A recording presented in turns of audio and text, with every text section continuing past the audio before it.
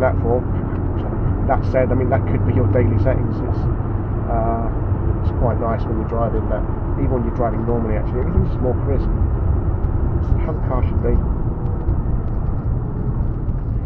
Brakes on this car are absolutely excellent. I changed them myself not long ago. Full OEM discs and OEM pads at the back, but EBC yellow stuff on the front, and the grip on the brakes is absolutely staggering. It can literally stop on a sixpence, this car, which is handy when you're hurtling down the dual carriageways and you suddenly need to stop. Yeah, I mean, it's nearly a 2-ton car actually, just under 1.9 metric ton, and you know, with fuel on board, a driver. It's a lot of car to stop, you know, that's a lot of energy to dissipate very quickly.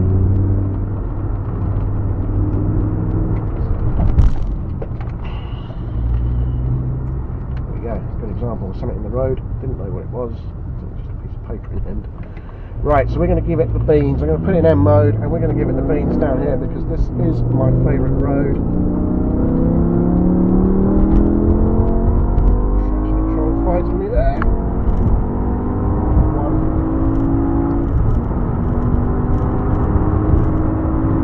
So we're bringing it out now in fifth. Let's slow down.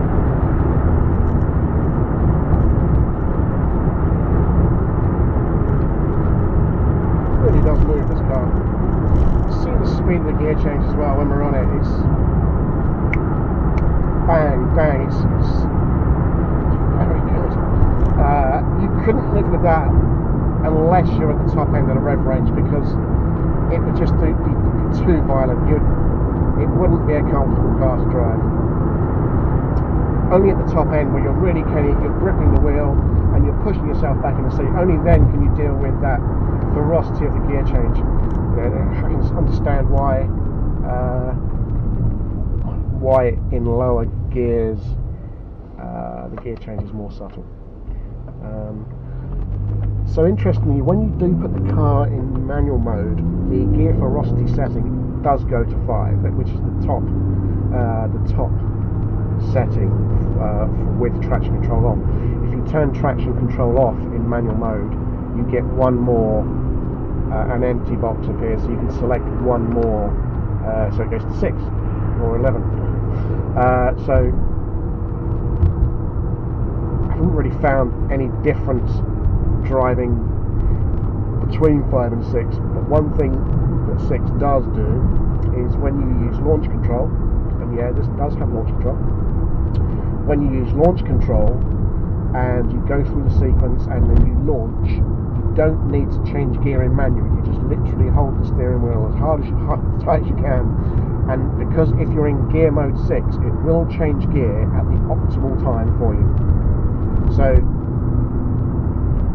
for your 0 to 60 8-mile, quarter-mile runs, that's perfect, because it will get the gear change right for you every time.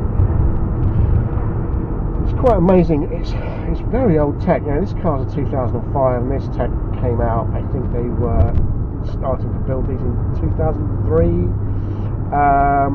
And they've had their problems, the gearbox being the Achilles heel of this car, second to the rods and the rod bearings, I should say, wearing out, and then the Vanos units failing. Now, rod bearings and Vanos is interesting because they're kind of both wear and oil related.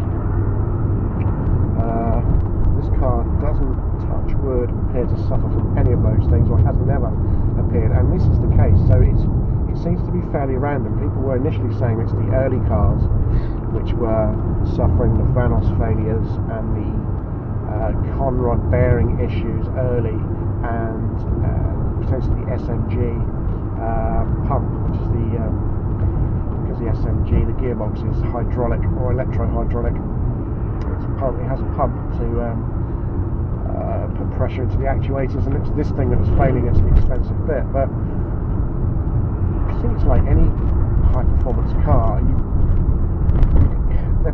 the envelope, really. I know manufacturers build a safety margin into these things, but they're really pushing the envelope of what they know and can put in a road car all the time.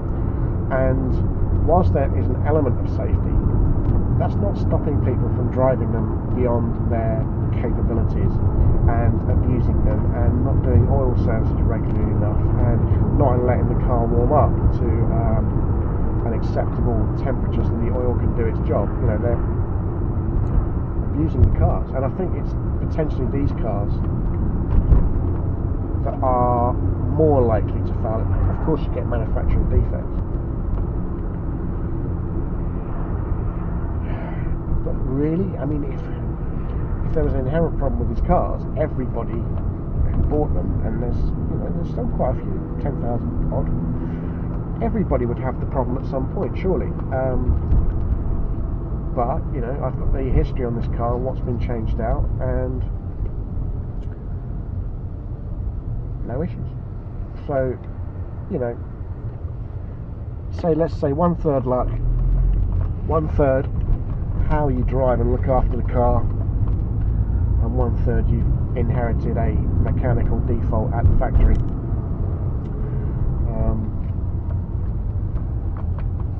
Not much more to say about that, really.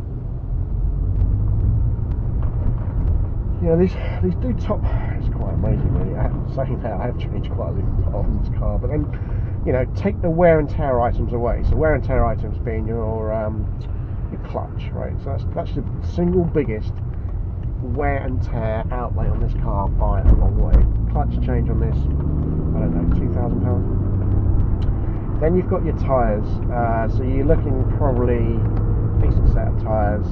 £900,000 for a set of tyres. It'll last you about 15,000 miles if you get the choice right. If you go ultra soft, you know, anywhere between 8 and 10. This has got Dunlop Sport Max GTs on it. It's superb in the wet, great in the dry, and the last set I had on this lasted, I think it was around about 15,000 miles. They are super tyres, and they take the road noise is brilliant, the grip is excellent. As I said, the wet grip is excellent for a rear wheel drive car. Yeah, can't complain. Then you've got your brakes.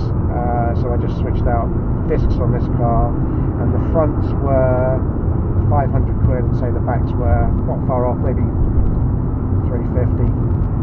And then you've got your pads. So you're looking about £1,000 for a set of brakes all round. The brakes will last you a while.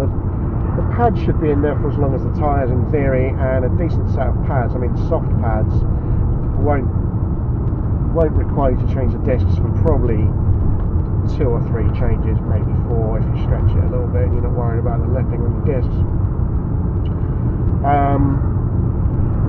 And they're your consumables. Then you've got your things like your bushing. So if the car does lots of motorway miles, the bushes will last absolutely ages. If you do, like I'm doing, kind of cross-country journeys, you'll go through bushes, but not on a horrific rate.